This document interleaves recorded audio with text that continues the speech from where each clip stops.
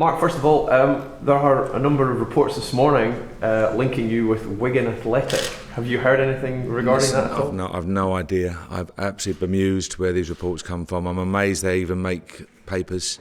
As I say, no, not at all. You've obviously had a relationship with David Sharp, the chairman. There, you obviously brought 3 players up there from last season. So no, I didn't actually deal with David before. No, it was before the time, etc. So no, I've had a relationship there. As I say, I've no idea.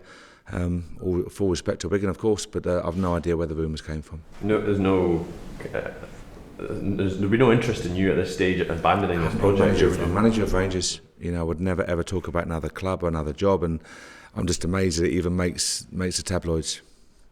Almost to reaffirm it, Mark, and how long do you see your project being here? I mean, you're still focused in that regard. I hope very much it's a long term, but we spoke about building foundations.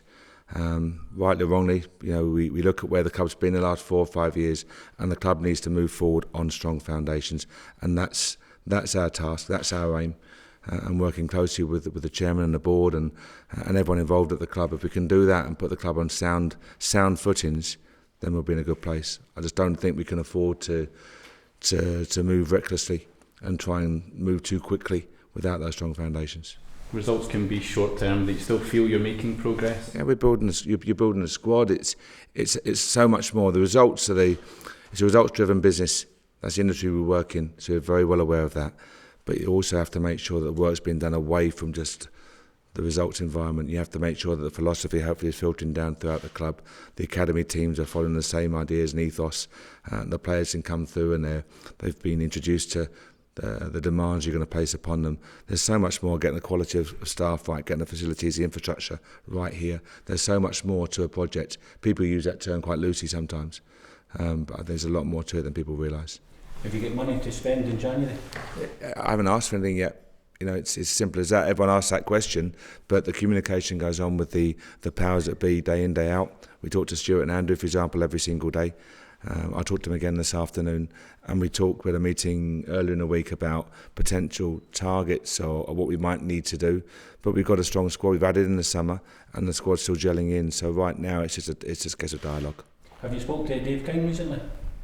I have the normal conversations with the board members, the chairman's in South Africa, and based over there. Hence the very strong communication we have with Stuart and with Andrew. We meet regularly with the other directors, Paul Murray, etc. So obviously the chairman, Mr. King's in South Africa. So there's nothing unusual in that. How soon do you think you'll be thinking about spending or getting new players in January? We target all day, every day. That's your job, is to constantly. Frank McParland and his team will be looking at potential targets. What do we need to do?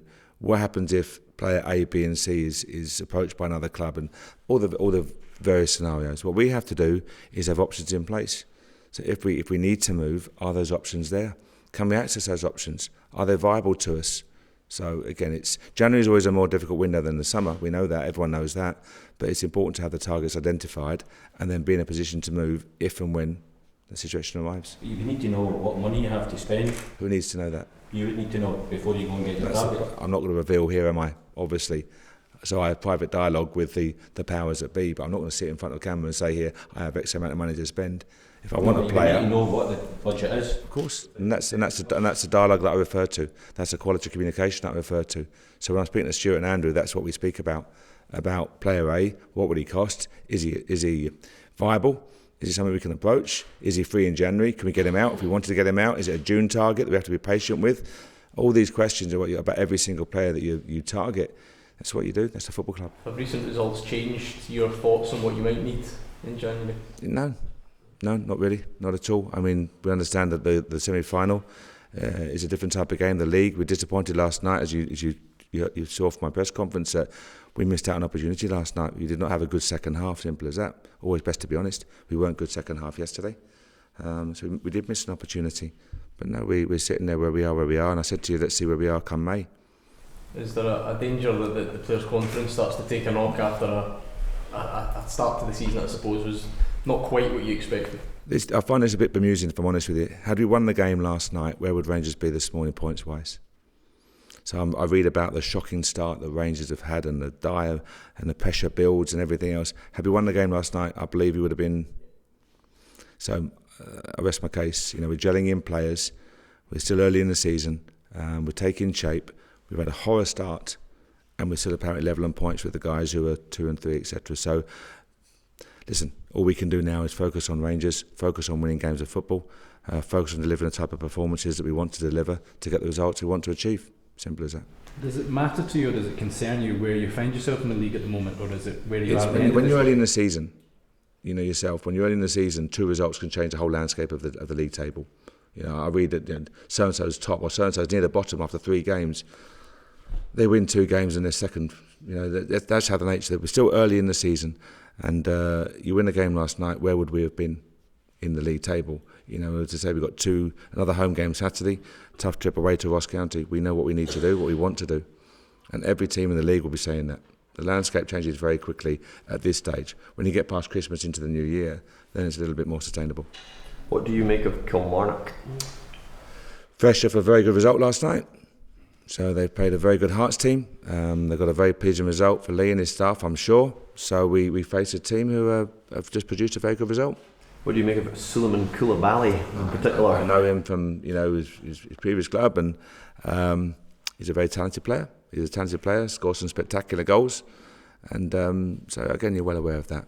But someone like that who seems to score from anywhere, literally just about anywhere, does that put a defence on edge in some respects, because they don't know what they're quite going to get with I think it'd be fair to say, and please report this in the right way, if a player was taking those shots and scoring every single time, he would be playing at the highest league possible on a huge wage bracket. And it's, as I say, that's the nature of it. So from our point of view, we know he's a dangerous player. We know he's a quick. He has to go. He has no fear of striking the ball from any angle, any distance. So we're aware of it. Some of them fly into row X and row Z. Some of, as you've seen, have nestled in the top corner. So hopefully they're going to row X. As much as anything else on Saturday, do you feel that you're... you got a good start last night, a poor start last night, I should say. And I guess maybe the crowd was maybe a bit restless off the back of that, maybe apart from when you scored and were strong towards the end of the first half. Do you think the crowd needs to be a bit more patient, maybe, perhaps? I think this is a big question we just discussed with the players upstairs. It's Rangers. It's a crowd that's been reared on titles and cup success and European glories, etc. So the expectation demands of the crowd are very evident and very understandable. And that's part and parcel about playing for Rangers and any big club. So I think we have to understand that, and what changes it, what gets the crowd behind you is victories and performing, delivering a level of performance that they enjoy watching. And we talked about sending fans home happy. It's important. It was taken as a throwaway remark. It wasn't meant as a throwaway remark, far from it. So I think if the fans pay their money and they come and watch their team play, they want to be entertained. And second half yesterday, we didn't entertain the team. You say you spoke to the players about it there. Are they feeling it? No, I think you've got to recognise that. I'm chatting to Davy Weir, who's been at the level Davy Weir's played at 80 odd caps for Scotland and captain of Rangers and European final, etc. And he's told me that proven international players have taken 6 months to adapt to the expectation and demand. Proven international players. Now we've got some young guys coming to the squad, talented young players. But for many people coming to the club, this is the biggest club they'll play for. Clint Hill said to play in an old firm derby at 38 years of age, quite incredible. He was bouncing. Clint's played at all levels of the game, fantastic experience, great pro, but he was like a kid on Christmas morning because he got an old firm game, and that's playing for a big club.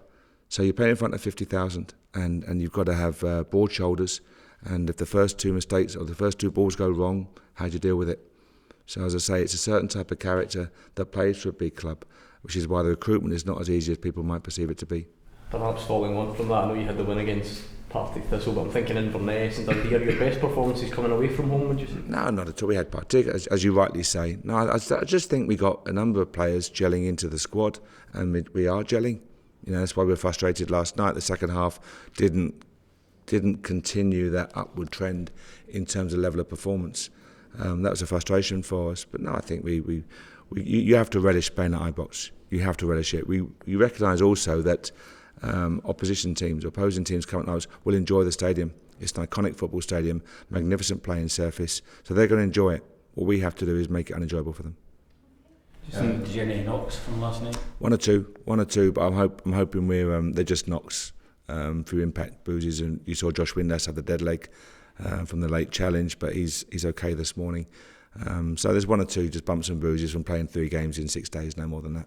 Mark, so Michael O'Halloran, obviously the booking for simulation. Are you going to appeal that? I don't think you can appeal it. I mean, if you appealed every booking at that, I'd say bemused that a guy running at full pelt is suddenly going to throw himself to the ground. But as I say, it's a decision or opinion of a referee, and that's it.